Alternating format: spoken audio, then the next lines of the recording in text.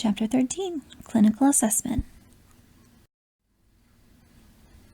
So clinical assessments connect with the idea of, primarily the idea of diagnosis.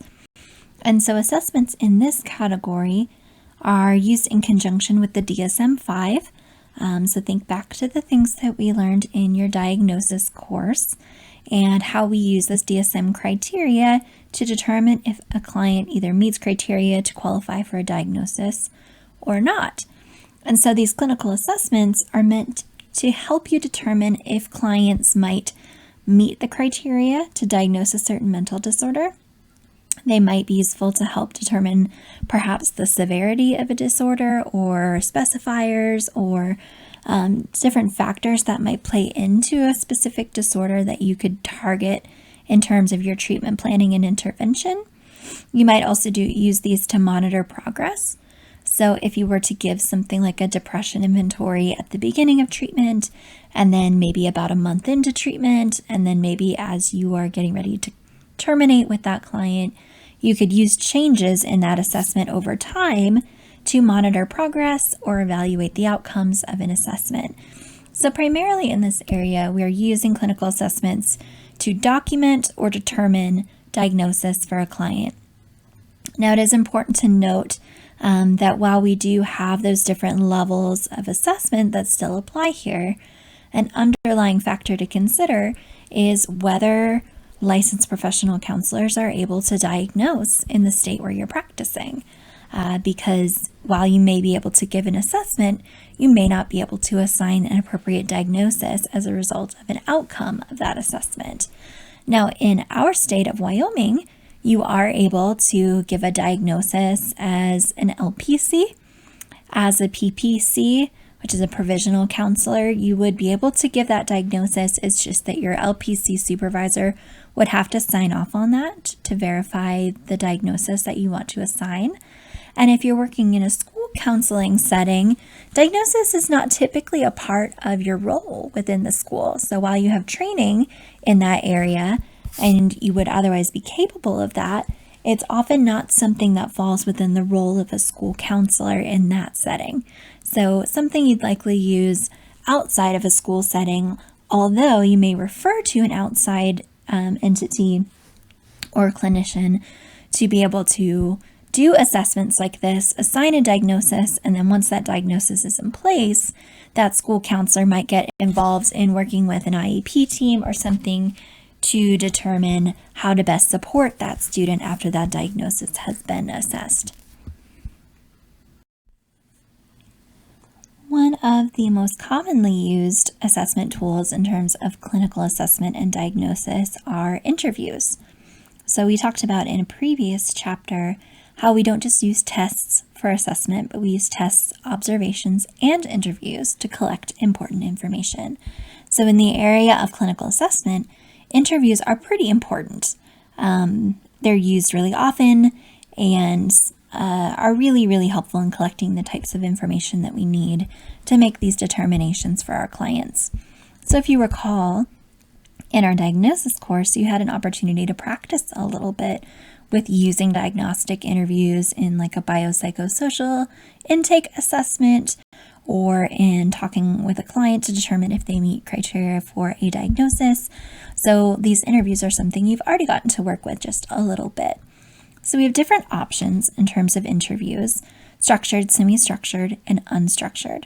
So structured interviews are a newer thing. They aren't as commonly used, but they are an option in terms of assessments. And so they're structured in that there's a very specific protocol of instructions and questions that you ask the client, and you have to make sure that you ask them word for word, exactly as they're written, exactly in the order that they're written. You can't deviate at all from the protocols of the assessment, because that's part of the validity and reliability, is that you ask the questions as they're written in the correct order.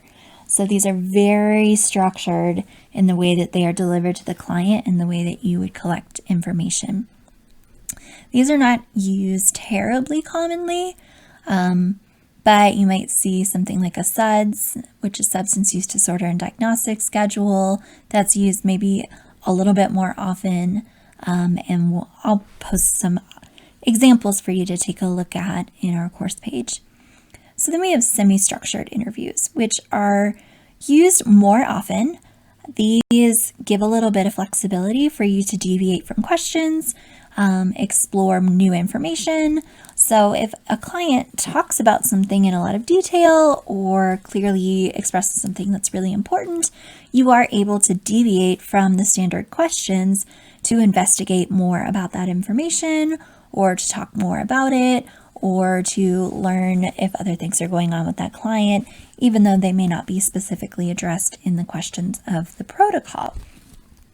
So these are used a bit more commonly than structured interviews are used, and they're a great tool in terms of particularly something like an intake assessment, where you're able to gather information and learn what kinds of things are going on with the client to be able to start off a counseling relationship. Then there are unstructured interviews. These are the most commonly used options in terms of interviews in clinical assessment. And so this gives the counselor a lot of opportunity to collect different kinds of information, determine the best way to ask something depending on the client that you have. So there aren't standard questions. There are just sort of topic areas that you would explore, and you're able to really ask questions in your own words and in your own way and offer things in language that would make the most sense to your client. So generally, you would look at a couple of different areas in these unstructured interviews, because again, it's more about different topic areas as opposed to specific questions that you would ask. And so some examples would be like the onset of the symptoms, how long they've been going on, is there any time that they felt better or worse, has there been any pattern to these symptoms. You may remember some of these questions from our practice and diagnosis with the DSM-5. Then things like severity, so how intense have these things been, how are they impacting your life, and then if anything in terms of stress is changing or aggravating or explaining the symptoms that they may be experiencing. So in addition to tests and interviews, we would use observation quite a bit in terms of clinical assessment. So these are used to help determine a diagnosis just based on things that you might observe, or specifically look at specific types or patterns of behavior. We might use these to determine what's called a behavioral baseline. So learning what's typical for this client, this child or adult, and then once we figure out what's typical or what's baseline for them, we're able to determine when things change, either if things get worse, things get better. So instead of measuring against what might be considered normal or typical, we would measure behavioral change based on what's typical for that client. So how many times a week things tend to happen for them, or how many times they have a panic attack each week, for example, or how often they get sent to the principal's office. So we would look at what's typical for them at the beginning of treatment as a baseline, and then look at changes that happen along the way, either to determine if things are getting worse, if something else is going on, or something's changed. And if things are better, then we can use that to track and identify ways that the treatment is helping to show that it's effective over time. So in terms of observation, we have formal and informal observations. So you might have a specific checklist or something that you're using that's a formal type of observation where you're looking for very specific things. You might have more informal observation where you're just sort of noting changes or differences or things going on with that client. If you think about it, we do this quite a lot in terms of informal observation and just noticing if things seem off about a client, if their body language seems different, if their symptoms seem different, if things seem to be changing, and you're just sort of noticing. This is a common thing that you would include in, for example, a clinical case note is an informal observation that you might have, like the SOAP notes that we're using as part of our pre-practicum course. So then we have direct and indirect observations. So these might be direct observations that are made by you as the clinician. These might be indirect observations that are made by others and that are reported back to you. And then we have intrusive or unobtrusive.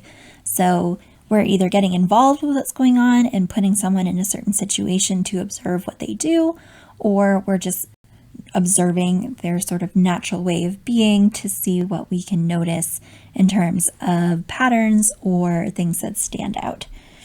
So in terms of observations, particularly at the beginning of a clinical relationship, you'll see a lot of informal direct observation just to see what's going on with them in your office or how they're reacting to certain types of treatment, and if there's anything that seems off that needs to be attended to that's out of the ordinary. Then we have a variety of different types of tests and instruments that are used for clinical diagnosis and clinical assessment. So we have inventories or checklists. So either things that are based on observation or inventories that are tests that the client would sit down, answer questions, and then based on the outcome, you would determine if they meet criteria for certain types of diagnoses. So all of these have some tie to pathology or to symptomology that would be indicative of a different type of diagnosis. So the purpose of these instruments is to help match up clients to either different levels of care, need, or diagnostics. So we have instruments that have a more narrow focus where they're tied very closely to a certain diagnosis. For example, the Beck depression or Beck anxiety inventories that we have examples of in our course page, or eating disorder related inventories where everything in that assessment is very closely tied to that single diagnosis or very closely linked diagnoses. Then we have more broad focused. These focus on more of an array of symptoms or problems and narrow things down to either a single diagnosis or a single cluster of diagnoses that we might take a look at. So something like the MMPI or the MCMI that we've already talked a little bit about in a previous chapter would be examples of assessments that have a variety of different types of information that they would collect and then point you in the direction of a certain clinical area of focus or a cluster of diagnoses, and then you would go on and do further diagnostics from there. One of the most commonly used assessment instruments in this area is a mental status exam or an MSE. So this is used quite often in different healthcare settings, and the purpose of this assessment is to really identify different areas of functioning. So this helps us give a description of the client's mental state in a couple of different areas. It also helps us determine that baseline level of functioning that we can expect. That way we can go on and measure changes in different directions depending on what we're doing in our counseling interventions. So these areas may not specifically point to a diagnosis, but they would help fill out the picture of what's going on so that a counselor can notice areas that might indicate diagnosis and then go on to do further assessment in those particular areas. So we see a lot of medical providers using this. You see a lot of primary care physicians using a mental status exam, hospital settings, and then of course you might see it used quite often in like outpatient treatment settings as well, particularly around crisis or psychosis. You would use these to determine how lucid someone is, or if they've dissociated, or if they are connected with reality or having panic experiences or something like that. So the different areas that you would note on a mental status exam are the appearance of the client, their psychomotor activities. So again, we're looking at developmentally typical or things that seem out of place. So are they seeming to be groomed and hygienic, or are they seeming to be ungroomed and their clothes have holes in them, or they look like they haven't showered? Because again, these might point to things like depression, for example, or some different situational things that we might need to pay attention to if they don't have stable housing or something like that. Looking at speech, looking at disturbance of perception. So are they dissociated? Are they connected to the present moment? Are they seeing or hearing hallucinations, for example? Then we would look at, thoughts, memory, orientation. So again, that connects to that dissociation idea. Are they oriented to the current space and time? Are they connected to reality in this moment? Are they able to concentrate? Do they have good judgment? So we would look at these different areas to see what things might be going on with the client to represent issues that would require further diagnostic assessment. Another really commonly used assessment in terms of clinical assessments is the Beck Depression Inventory. Beck also has an anxiety inventory that's structured very similarly. This is really commonly used, and it really closely ties to the indicators of different levels of depression and the severity of that depression. So it's meant to connect with that DSM-5 diagnosis of major depressive disorder. And so it's pretty short, it's pretty easy to take, it's a self-report measure. Most places you can find it free access online, so you can download it, use it for free. It's used for anyone 13 and over, so there's a pretty broad range of clients that you could use this from. And so you would score the items and then just add it up at the end. And so depending on the total score at the bottom indicates how much depression an individual might be experiencing. And then you would go back in and just measure up and make sure that the symptoms fit to assign that diagnosis. So we don't just want to go off of the assessment, but we want to go back in and use those interview skills to make sure that everything is fitting for the client. They understood the questions, just to kind of double check things before we assign that label. But the higher your score, the greater potential level of depression. And so there's a breakdown here of the different scores, and there's a Beck Depression and Anxiety Inventory in our course page that you're welcome to take a look at. A few other commonly used clinical assessments are the Symptom Checklist 90. This is similar to something like MCMI or an MMPI, where it looks broadly at some different areas using subscales to determine if someone might have clinical indicators in a certain area, and then you would follow up with diagnostic criteria using interview to see if something really fits for that client. So it looks at things like depression, anxiety, phobias, looking at psychotic disorders, obsessive compulsive disorders, and somatic issues. So if you're not quite sure what's going on with a client, then you might use something like a symptom checklist revised, and it would help you narrow down areas that would potentially be a clinical focus for you for that client. If you kind of have a sense of what's going on, you might use something more specific like an eating disorder inventory. So this, as you can imagine, really specifically takes a look at eating disorder criteria and then tells you indicators of the likelihood of having an eating disorder. Same with the post-traumatic stress diagnostic scale, looking at symptomology related to PTSD, and then gives you outcomes that relate to if someone would meet that diagnosis or not, and then the severity of those symptoms in terms of diagnosis. Then you have broadly the SASI, Substance Use Screening Inventory. This one is more commonly used, and it is a self-report scale that you would then score, and it would tell you the probability that someone has a current or past substance dependence disorder based on DSM criteria. So it's a pretty quick and easy way to screen for substance use issues. A lot of people will use a SASI as part of an addiction severity index assessment, or it's used quite often in like court-mandated substance use treatment settings. One of the most common and frequent clinical assessments that you will use as a clinician, regardless of your setting, is suicide assessment. So whether you're in a school, whether you're in the community, you will use suicide assessment all the time.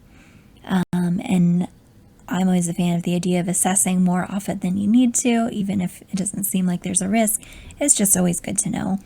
So we are going to have a full suicide assessment workshop. So I won't get into too much detail about suicide assessment in terms of logistics, but generally suicide assessment, there are some formal screening tools. We have one available on our course page to take a look at. Also, a lot of times you'll just use semi-structured or unstructured interviews to ask about different things to screen for suicide potential or suicide risk. And so some of the things that you're looking at generally are going to be risk factors and warning signs. So risk factors are client characteristics that would represent increased risk. Some of these might be demographics, so things like being male, being trans, being LGBT, being either an older adult or an adolescent, but then also things like recent trauma, certain diagnoses, substance use, severe trauma, different things that might be going on that will represent serious risk factors for suicide potential. Then you're also looking for warning signs that might be things that are going on all the time or things that are new. So looking at behaviors that would indicate that someone is at risk of suicide. Really common ones would be someone who starts giving away all of their stuff, someone who is saying goodbyes or putting their personal affairs in order, or things that just represent really big shifts in mood or behavior. One of the biggest things that seems counterintuitive, but if you have a client who has been really down and depressed and struggling for a really long time, and then all of a sudden they're doing better for no reason, that can actually be a warning sign too. So once someone has sort of made up their mind that they're going to attempt suicide, they feel a whole lot better because they see an out and they feel like they're not going to have to deal with these symptoms anymore. And so sometimes one of the biggest behaviors that we keep an eye out for is significant improvement in a very short amount of time without some other explanation involved. Finally, we have neuropsychological assessments. These are used to look at things like higher level functioning, so attention, concentration, memory, sensory perception, motor and tactile skills, and these are different than intelligence testing. These types of assessments are meant to look at potential areas of dysfunction in terms of higher level cognitive ability. So it's not meant to determine things like grade level or ability level. It's meant to be a screener tool for when things might have gone wrong. So some examples of this are the Halstead.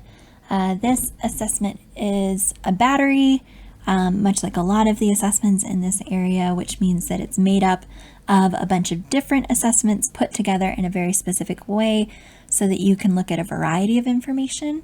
So the Halstead in particular is very long, so it takes sometimes up to 8 hours and includes a lot of different assessments, including the Wechsler scales for intelligence, but some other things as well.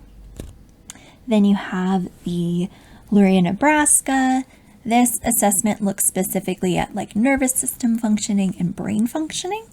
So certainly a whole lot shorter, and you'll notice with neuropsychological assessment, these are very long assessments. They take a long time in order for someone to complete them. So it requires a lot of specific training and skills. So these are not something that you as master's level clinicians will be able to do without some further training involved. So again, like the Halstead, the Nebraska is a battery of assessments that includes different assessments and subscales. These look at a variety of different things like motor functioning and tactile functioning, speech and writing, and it's a screener for some things that would indicate learning disabilities that would be helpful for children in particular, or adults that are looking for supports or looking for, like for example, some accommodations in a university setting. Then you've got the Bender. So the Bender specifically looks at impairment for children and adults related to areas of visual and motor ability. So this one's pretty neat because it actually involves these cards, and then you have to do a certain task based on the images that are on the cards. And so it's looking at how well you can draw certain things. And then it's a screener for some different neurocognitive issues, but also potentially emotional issues, depending on how a child is able to draw the pictures on the cards. So that one is a really interesting one to look at because it's a little bit different than these batteries that involve just sitting down, taking a bunch of tests, and then scoring them. It's a bit of a different setup, and again, one that would include some different training that would be involved to be able to administer and interpret it. So it's important to note in terms of clinical assessment that cultural competency is really important. So as we discussed in the diagnosis chapter, there's a whole lot of cultural considerations that go into diagnostics. There's a whole lot of cultural considerations that go into clinical assessment related to diagnosis. So it's important to figure out things like norming for the assessments that you're using and how cultural expression or cultural interpretation of things might impact the outcome of certain assessments. And something to note when you're doing your write-up of your interpretation of an assessment, this cultural piece really needs to be a part of the conversation that you're having with the client and the things that you're writing up in the report where you're sharing your interpretation of the findings. So you have to really be open to understanding a client's cultural lens and then thinking about how the assessment could be impacted by that cultural lens, because not everybody's going to read, interpret, express things in the same sort of way. And so it's really easy with some of these assessments, if you go off of the way that they're written or designed, to incidentally take cultural expression and identify it as psychopathology, when really actually having cultural expression and a strong cultural identity can be a protective factor. It can be something that's really healthy and helps to create resilience in individuals. So that's just something to be aware of, particularly in the area of clinical assessment and diagnosis, that culture is always a part of the picture and always a part of the conversation, and we have to be aware of how this might be impacting our judgment, our observations, our interviews, and the way that we're assigning diagnostic labels to clients.